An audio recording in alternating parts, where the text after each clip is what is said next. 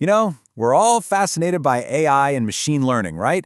But today we're going to pull back the curtain on the thing that makes it all possible: data engineering. Seriously, it's the foundation, the unsung hero of the entire data world. So let's kick things off by looking at the core problem they were created to solve. Okay, so let's start with a question that really gets to the heart of it. You hear about data scientists building these amazing, world-changing models. But did you know that most of them spend up to 80% of their time not doing data science? Yeah, 80%. They're just digging for data, cleaning it up, trying to get it ready. So why is that? What does that tell us about where the real work is? And this right here, this pyramid, it just nails the problem perfectly. It's called the data science hierarchy of needs. See, everybody wants to be up there at the very top, doing the cool stuff: AI, deep learning, all that. But here's the thing. You can't even think about building that shiny peak with a massive, solid foundation. And that foundation, the bulk of the pyramid, it's all about collecting data, moving it around, storing it, and cleaning it.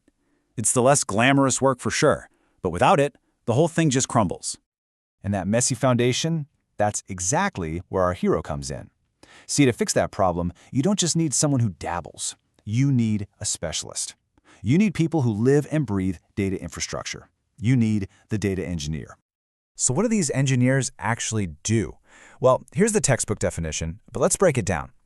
At its core, data engineering is all about building the pipes and the systems that take in all this messy, raw data from everywhere and turn it into something high quality and reliable. They're the ones making sure that the information is clean, consistent, and ready to go for whoever needs it next, whether that's an analyst pulling a report or, you guessed it, a data scientist training a new AI model. Okay, I really love this diagram because it just makes it all so clear. Think of it like a river. Data engineering is upstream. They're building the dams, filtering the water, making sure the river flows cleanly and predictably. Data science and analytics, they're downstream. They're the ones who can then confidently use that clean river to fish for insights. But you can see, right? If the upstream work isn't done right, the downstream folks are going to have a really, really tough time. So, how do they actually pull this off? Well, it's not just a bunch of random code and guesswork. Nope, there's a whole strategic framework that guides everything they build. You can think of it as their playbook, the data engineering lifecycle. And here it is, the playbook laid out visually. This lifecycle, it maps the entire journey of a piece of data, from the moment it's created all the way to how it's used. Let's walk to the main stages of that journey. So the whole thing really breaks down into 5 main stages. First up, generation. This is where data is born. Think of a user clicking on your website or a sensor taking a reading. Step 2, storage. You got to put that data somewhere safe and sound. Then stage 3 is ingestion. That's just a fancy word for moving the data from where it was created to where you need it. Now, stage 4 is transformation, and this is a big one. This is where all the cleaning, shaping, and modeling happens to make the raw data actually useful. And finally, step 5 is serving, making that clean, transformed data available for apps, dashboards, and people to actually use. Now, here's a really important part. Running underneath all those stages are what we call undercurrents. These aren't separate steps in the process. They're more like principles that have to be applied across the entire lifecycle. We're talking about things like security, data management, data architecture, and just good old-fashioned software engineering. A great data engineer is thinking about all of these things, all the time. This job title, data engineer, it hasn't always looked the way it does now. It's been in constant motion. And to really get a handle on what the role is today, we kind of have to take a quick look back at how it's evolved, especially since the crazy hype of the big data era. Okay, so the story really has its roots way back in the 80s with things like data warehousing. But the modern version of the role, that really exploded in the early 2000s with the big data boom. Think Google, think Hadoop.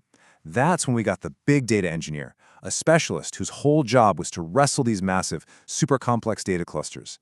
But now, here in the 2020s, the role is changing again. It's less about fighting with one giant monolithic system. Today's engineer is more of a data lifecycle engineer, someone who's an expert at connecting a whole bunch of different modern cloud-based tools together to get the job done. And you can actually see this hype cycle play out. Check out this Google Trends graph. The search term big data totally peaked around 2015 and has been on a downward slide ever since. So what happened? Did the data suddenly get smaller? Ha! No way! It got way, way bigger. The thing is, the problem just became so common and the tools got so much better that we just didn't need a special buzzword for it anymore. It just became data. And get this, while that buzzword was fading, The actual complexity of the job was just exploding. I mean, just look at the difference between the data tool landscape in 2012 on the left and 2021 on the right. It's insane, right? So the modern data engineer isn't managing one big clunky thing anymore.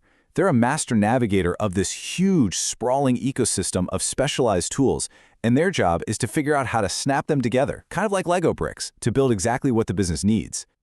All right, so we've talked about what data engineering is and how it got here. But how does this all apply to you in the real world? Let's get practical for a second. The kind of data engineering a company needs really depends on where they are in their journey with data, what we call their data maturity. So let's look at a simple model that can help you figure out where your own organization might be. We can pretty much break this down into 3 big stages: companies that are just starting with data, those that are scaling their use of data, and finally, those that are leading with data. And just to be clear, this isn't about how old a company is or how big it is. It's all about how well they use data to get a real edge on the competition. Okay, so here's the really crucial part. The data engineer's role looks totally different at each stage. When a company is in stage 1, starting, the main goal is just to get some quick wins and prove that data can add value. So the data engineer is a generalist, a jack of all trades, really. But in stage 2, scaling, things get more serious. The focus shifts to building formal, robust systems that can handle growth. And this is where engineers start to specialize. Then you get to stage 3, leading. At this point, the organization is truly data-driven. The engineer's job gets even more specialized, focusing on heavy-duty automation and maybe even building totally custom tools that give the company a unique advantage nobody else has. I think this quote from Dan Ariely just perfectly sums up the whole journey we've been talking about. He said, "Big data is like teenage sex. Everyone talks about it, nobody really knows how to do it, everyone thinks everyone else is doing it, so everyone claims they are doing it." Right? It really captures that early hype. The field has moved so far past that now. It's not about just claiming you're doing big data anymore. It's about the grown-up, pragmatic, foundational work of engineering that quietly and reliably gets the job done behind the scenes. So we'll leave you with this final thought. If data engineering is what builds the foundation for everything else, for all the cool stuff in AI and analytics, take a look at your own company or your own project and ask yourself, how strong is your foundation?